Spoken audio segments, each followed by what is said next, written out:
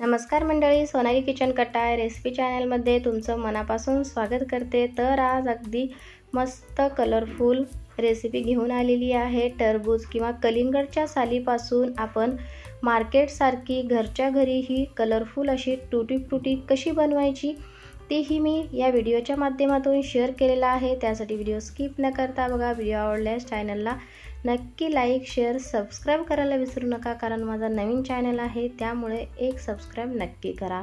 तर अशा पद्धतीची मस्त कलरफुल टूटी फ्रूटी करण्यासाठी मी आज इथं जे आपण कलिंगड खातो त्याचे साली जे असतात, पांढरा भाग जो असतो त्यापासून ही मस्त अशी टूटी फ्रूटी किंवा चेरी बनवणार आहोत। तर अशा पद्धतीने बघा, जे मी वरचं जे लाल कलरचं असतं जेवढा लाल भाग आहे तो काढून घ्यायचा आणि जो हिरवा बी साल काढून घ्यायची आणि जो मध्यभागी अशा पद्धतीचा कच्चा जो भाग असतो त्यापासून आज आपण टूटी फ्रूटी बनवणार आहोत। तर इथं तुम्ही कापताना एक गोष्ट लक्षात घ्या की थोडेसे मोठे मोठे तुकडे कापायचा आहे, यापेक्षाही अजून थोडे मोठे कापलं तरीही चालेल। तर अशा पद्धतीने सगळी मी ही लाल भाग काढून या पद्धतीने सगळे तुकडे कापून घेते। आपण आज टरबूजपासून किंवा कलिंगडच्या सालीपासून टूटी फ्रूटी बनवणार आहोत। तर इथं अशा पद्धतीने कापून घेतलेला आहे। एका कढईमध्ये पाणी गरम करून ठेवलेलं आहे। एकदम उकळी आल्यावर हे आपल्याला त्यामध्ये जे आपण फोडी किंवा कट करून घेतलेला कलिंगड त्यामध्ये टाकून घ्यायचा आहे। तर 10 मिनिटं याला छान असं आपल्याला शिजवून घ्यायचं आहे, जेणेकरून कच्चापणा निघून जाईल। तर बघा 10 मिनिटं छान असं हे पाणी कमी झालेला आहे आणि आपला जो कलिंगड आहे तो छान असं थोडाफार शिजलेला आहे। तर आता आपण एका चाळणीमध्ये काढून घेणार आहोत। त्याच पॅनमध्ये मी इथं साखर टाकून घेतलेली आहे।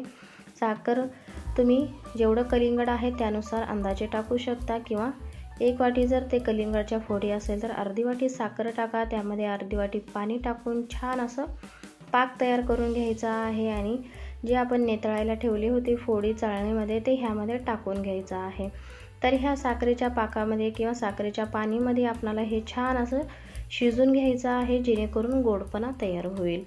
चांगल्या प्रकारे शिजून घ्यायचं आहे, जास्त पाक घट्टसर होऊ द्यायचा नाही, त्यामुळे थोडं वाळायला वेळ लागतो। त्यासाठी तुम्ही इथं छान असं जास्त पाणी टाकलं तरीही चालेल, पाक थोडासा पातळसर करा, जेणेकरून छान असे लवकर आपली टूटी फ्रूटी वाळायला मदत होते। तर आता मी हे छान 5 मिनिटं शिजून घेतलेलं आहे। तर आता आपण हे काढून घेणार आहोत। तर इथं मी 3 वाट्या घेतलेल्या आहेत। 3 वाट्यामध्ये तुम्हाला जेवढे कलर ह्यापासून बनवायचे आहेत त्यानुसार तुम्ही 4 कलर किंवा 3 कलरचे जे हे टूटी फ्रूटी असतात ते बनवायचे असेल तर बनवू शकता। तर मी इथं 3 वाट्यामध्ये 3 कलर टाकणार आहे। एकामध्ये रेड, एकामध्ये हे फूड कलर आहेत, खायचे कलर आहेत, तुम्हाला कुठेही मार्केटमध्ये किंवा किराणा स्टोअरमध्ये भेटून जाईल। तर इथं मी ग्रीन कलर, रेड कलर आणि थोडासा ऑरेंज पिवळा कलर टाकलेला आहे।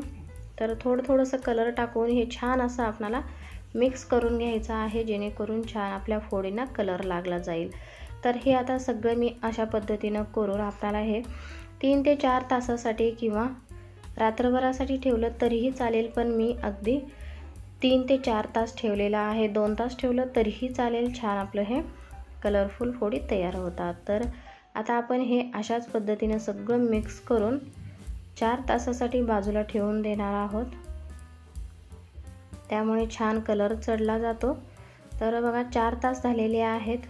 इथं मी चाळणीवर हे गाळून घेतलेलं आहे। अशा पद्धतीनं चहाची जी गाळण असते त्यामध्ये तुम्ही चाळून घ्यायचं आणि एखाद्या टिश्यू पेपरवर किंवा मी अशा पद्धतीचा व्हाईट पेपर वापरलेला आहे त्यावर अशा पद्धतीनं मोकळं आपल्याला ह्या फोडी करून घ्यायच्या आहे, जेणेकरून चांगल्या प्रकारे त्या सुकतील लवकर आणि मोकळ्या होतील। तर तुम्ही फॅन खाली आणि उन्हात दोन्ही ठिकाणी वाळू शकता। तर मी इथं उन्हामध्ये ठेवलेलं होतं दुपारी आणि रात्रभर ह्याला फॅन खाली ठेवलं होतं। अगदी आपल्याला ऊन जर चांगलं कडक असेल तर एका दिवसात हे वाळून तयार होतात। तर वाळल्यावर अगदी मोकळे होतात। त्यासाठी तुम्ही फोडी जे कापताना आहेत ना थोडेसे मोठे कापा, जेणेकरून चेरी मोठी होते। तर मी इथं प्लेटमध्ये काढून घेतलेला आहे।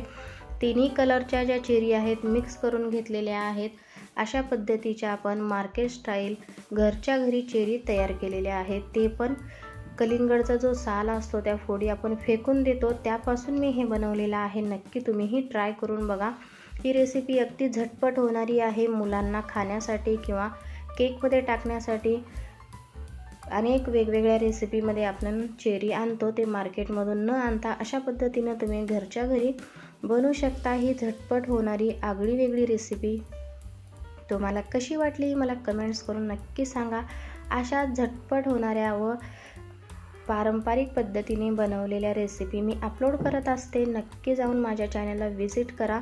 सगळे रेसिपी झटपट होणारे काहीतरी नवीन घेऊन याचा प्रयत्न करत असते। त्यासाठी माझ्या चॅनलला एक लाईक एक सबस्क्राईब करा, जेणेकरून अजून नवीन व्हिडिओ काढण्यासाठी मला प्रोत्साहन मिळेल। असाच झटपट व पारंपरिक पदार्थ घेऊन आपण भेटू पुढच्या व्हिडिओमध्ये। माझा व्हिडिओ पाहत राहा आणि साईडला दिलेल्या घंटीवर प्रेस करा। चला तर मग भेटू पुढच्या व्हिडिओमध्ये। व्हिडिओ पाहिल्याबद्दल धन्यवाद।